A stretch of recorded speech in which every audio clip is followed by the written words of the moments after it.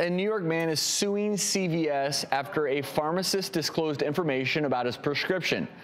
So the man purchased his meds, told the pharmacy, I'm going to pay out of pocket. I don't want my insurance to cover this. Well, a few days later, the man claims his wife calls up the pharmacy about her own medication. Then an employee brought up his prescription to her. Here's the problem. The prescription was for the little blue pill. Yes. Now the man says his marriage has broken down as a result. And I got to tell you, there are so many elements to this. I read the story first, I'm thinking, okay, he may have a claim here, but we were discussing this backstage. We have different theories on this. Yes. You think that the marriage is over because he was taking it to cheat. That's absolutely what I think, right? As a woman, if you don't know he's ordering that Viagra.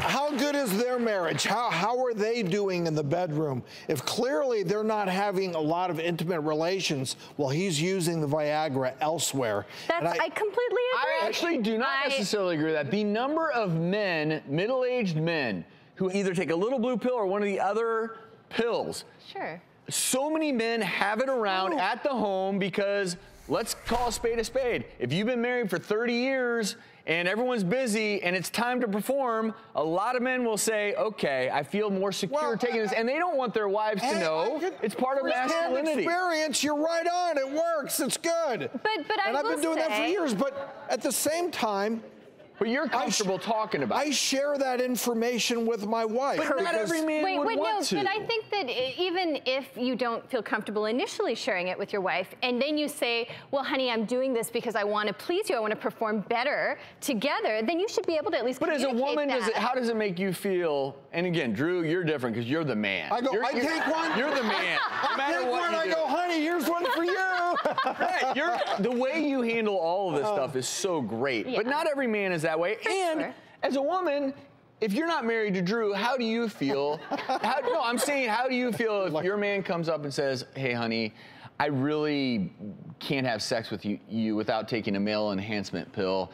That can really destroy a relationship. Well, and so we don't. I think, Travis, I think it depends on if it's a bad relationship to begin with, and that's my point. Is in this case, clearly something's wrong with the relationship. Well, there's a right way to present it. You say, I'm getting a little bit older. Things aren't working the same as they used to. I went to see my urologist. He suggests, if you have a good relationship. And I think women feel the same way too. I think all of us slow down as we age. That's just how it is. Women, especially around menopause, things dry out, your sex drive goes down. But I think any good relationship, you're actually communicating about this openly. No question, I think there's issues with this marriage. More importantly, it gets back to privacy of your medical information. You have rights. Joining us in the audience to weigh in on this story is legal analyst Sarah Azari, because Sarah, this is one of those, no matter why this potentially ruined their marriage, this shouldn't happen. I want to ask you legally, what's going to happen now? It doesn't really matter under the law whether it's a blue pill or it's ibuprofen. It's your private health information, which is protected by HIPAA. It's federal law, and the mere fact that you're married does not waive that privacy. There are very specific exceptions to that law, including whether there's a court order, a subpoena, domestic violence, child abuse, things that are very compelling that will allow the medical provider, or the pharmacy in this case, to disclose that information. Or in the alternative, the person signs a release and waives their privacy, essentially, for the medical doctor to release the information. When I say medical doctor, the law applies to anyone. It's very broad. It applies to any entity or individual that has health information of the patient. So pharmacists, physical therapists, doctors, insurance plans, they're all covered, and the law calls for fines for each incident. So it can range from $100 to $50,000.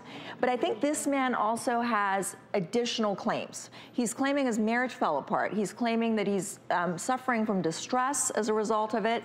So under New York law, he could possibly sue for emotional distress. I don't think it was intentional. I think it's probably more like negligent infliction of emotional distress. And there's also professional malpractice on the part of the pharmacist, but that would require foreseeability. I mean, does this pharmacy employee know that by inadvertently blurting this out, that a marriage is going to fall apart? I mean, it's a bit of a stretch there.